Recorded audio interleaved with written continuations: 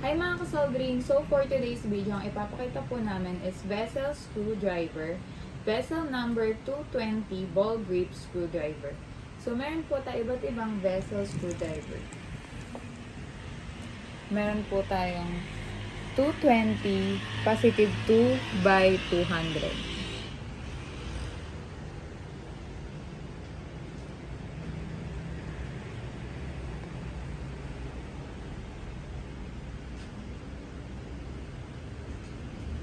Meron din po tayong 220 positive 1 by 150.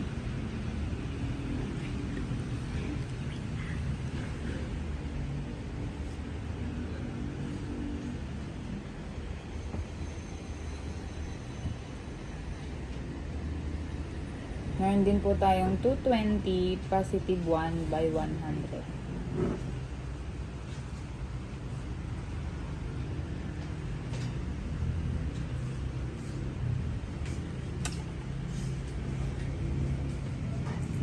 And last po is meron po tayong 220 positive 1 by 75.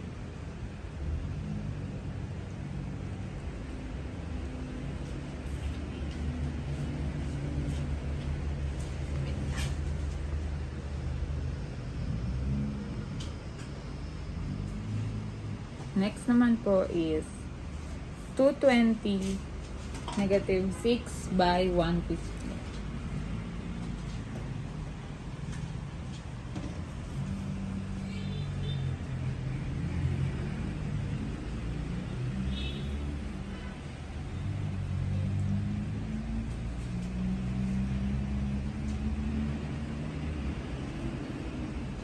Next po is 220 negative 6 by 100.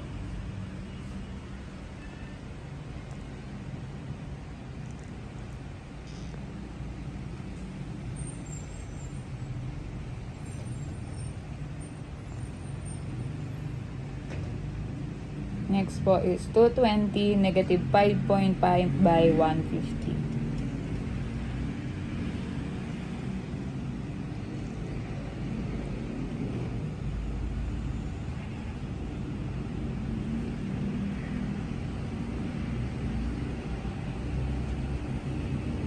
Next po is 220 negative 5.5 by 75.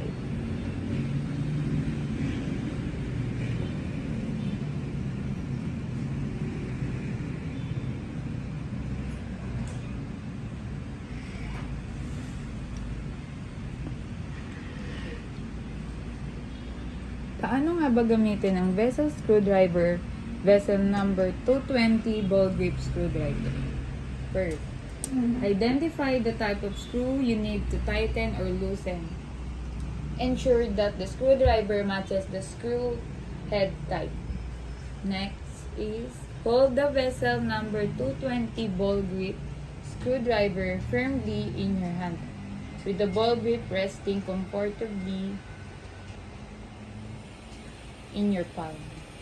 Third, align the tip of the screwdriver with the screw head and apply downward pressure to maintain a good grip.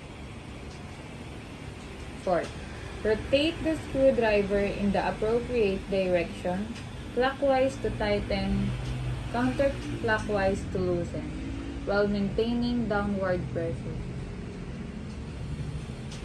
Fifth, if the screw is stubborn or tight, you can use additional force, but be careful not to apply too much force as it may damage the screw or the tool.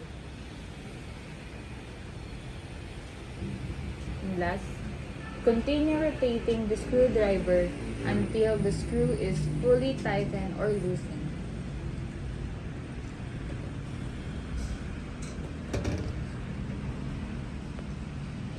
Remember to use the appropriate size and type of screwdriver for the task at hand to ensure optimal performance and to avoid damaging the screw or the screwdriver. So, ayan guys, nakikita niyo yung screwdriver.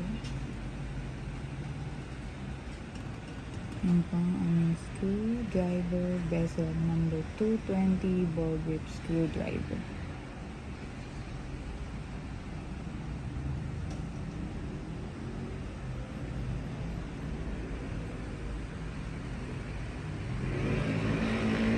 can see guys, yung mga size niya, yung haba niya.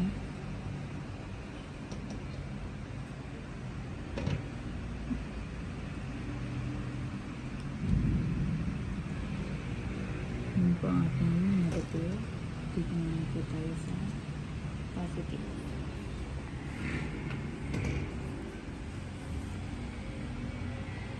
So, nakikita niyo po ang aming vessel, positive, screwdriver.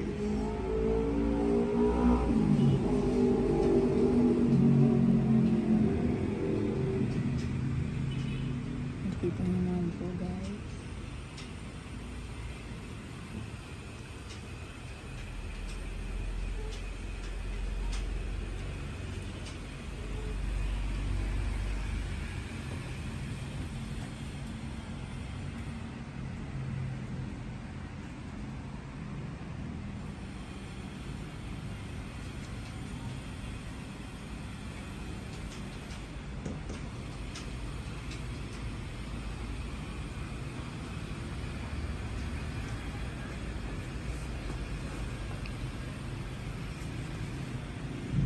Yun lang guys, huwag niyo pong kalimutang mag-subscribe sa aming YouTube channel and TikTok account. Yun lang, thank you!